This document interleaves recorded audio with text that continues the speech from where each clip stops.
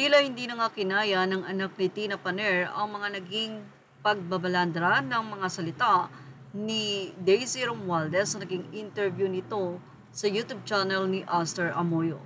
Dito kasi binahagi ni Daisy Romualdez ang di mano ay tila hindi pagtanaw ng utang na loob ni Tina Paner. Although hindi man niya ito tahasang sinabi, pero nandoon ang di mano ay taon na hindi siya dinadalaw, hindi siya pinupuntahan, walang messages itong si Cristina Paner, at ito naman ang paulit-ulit na mga sinasabing dahilan o rason ni Daisy Romualdez na hinanakit o masakit para sa kanyang bilang isang ina na parang kinalimutan na siya ng kanyang anak na si Cristina Paner.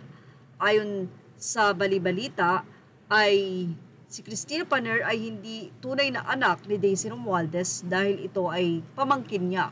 Ibig sabihin, si Tina ay anak ng kanyang kapatid, pero si Daisy Romualdez na ang umako bilang isang nanay. Kaya naman ito na ang nagpalaki, at ayon nga kay Daisy Romualdez, ibinigay niya ang lahat-lahat kay Tina, pinag-aral sa magandang eskwelahan, at lahat-lahat ng mag-artista ito at maging singer ay sinuportahan niya ito. Pero ngayon nga may pamilya na ito, ay tila baliwala na siya at talagang walang communication. But anyway, ayon naman sa anak ni Tina Paner, narito ang kanyang naging pahayag sa lahat ng mga naging mensahe ni Daisy Romualdez o pag-open niya ng problema sa anak na si Tina na tila hindi na nga daw siya iniintindi. Mula sa anak ni Tina Paner na si Shane. Ayon kay Shane, distance is not about disrespect, pride, or simply turning your back. I was the one who decided for my mom Tina to step away for peace of mind. Forgiveness is very easy to give. Respect shouldn't be only one-sided. What is difficult is to simply erase the bad memories that keeps becoming a cycle. Who wouldn't want to talk to their mother? But what if doing so only brings her fear and pain? What if the space that's supposed to be filled with love and protection by her mother became the opposite and instead a source of trauma? We choose not to disclose the details on public because we are not the type of people who seek validation through public exposure. Yan ang naging pahayag ni Shane, ang anak ni Tina Paner. Ilang mga netizen naman ang sinagot ni Tina. Ayon kasi sa isang netizen, please forgive your mom, love her cause she's not getting any younger. Sagot ni Cristina Paner, it's so easy to say forgive. I've forgiven her, that's why I didn't talk. But you don't know the whole story. Say ng isa, forgiveness has no condition. Sagot naman ni Tina, ang dali nyo lang sabihin na forgiveness has no condition. I know that wala kayo sa posisyon ko kaya di nyo po alam ang pinagdaanan ko. Well, say pa ng anak ni Tina Paner, I've always been proud to say my mother is the best. She is a truly great mom and person overall.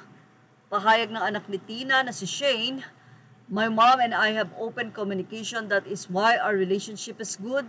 We know how to acknowledge and understand each other's feelings.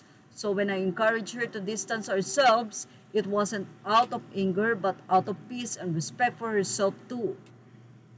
Nag-response naman si Tina Paner sa kanyang anak at sinabi nitong thank you and I love you so much, nak. Tanong naman ng isang netizen kay Tina Paner, why does your daughter have to decide for you? Can't you do it? Whatever it is your mom, even not biological, but he treated you as a real daughter. Sagot ni Cristina Paner, really? Kaya nga matagal na akong nananahimik. FYI, you don't know the whole story. Try mo magsama kayo ni mommy ng 1 or isang linggo para malaman mo din ang situation ko. Reaksyon naman ng mga netizen, as the saying goes, you reap what you sow. Tina is trying to break the generational trauma cycle. I myself, hindi ko kinakausap ang father ko, though mahal ko naman siya at feeling ko napatawad ko na siya sa mga nagawa niyang physical, mental, emotional, financial wounds sa akin. Mas okay pa din na hindi na lang kami mag-usap o magkita kung hindi naman kinakailangan. Wala din namang signs na willing siyang magbago o realize niya ang mga mali niya dati. Ha, natawa ko dun sa try mong makasama yung nanay niya ng 1 week. Ha, obviously toxic yung nanay dahil kung mabait yan, hindi yan lalayo ng sarili niyang anak. Malamang toxic parent ka kaya kanilayuan ang anak mo kahit naman si Danita wala sa poder niya. Sumbatan ng parents snowflakes era style. I too have troubles with my parents pero check mo din side nila, ha? Di yung puro sa'yo lang, minsan OA tayo eh. And feel natin tayo lagi ang tama. Don't wait na sa grave na yung parents bago nyo sila dalawin o naghihingalo na bago nyo sila kausapin. Kahit mag-text lang ng happy birthday sa umampon sa'yo, di mo magawa ano naman ang toxic doon. Wala namang nagsabi sa'yo to live with her for a week.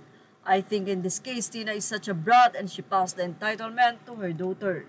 Parang pinagkakakitaan lang ni Daisy si Tina Paner. Ang dami na din nabigay ni Tina na pera sa kanya. Hindi naman kasi talaga niya anak si Tina, kapatid niya ang tunay na nanay niya, so pamangkin lang niya. Isang netizen naman ang sinabing they kept their silence but bringing up the past, old or not, if this is their healing, so be it. Tama na ang patawarin dahil matanda na. Pwedeng patawarin na hindi maging parte ng buhay para sa ikatatahimik. Trauma is forever sa tao, hindi yan naaalis ng panahon. Narcissistic kasi po kayo, kaya nilayuan na kayo ng mga mahal nyo sa buhay. Puro pa kayo sumbat, obligasyon namang buhayin ang mga anak ninyo. At yan ang ating showbiz stop update. Images are all credit to the rightful owners. Thank you for watching. Please like, share, and subscribe.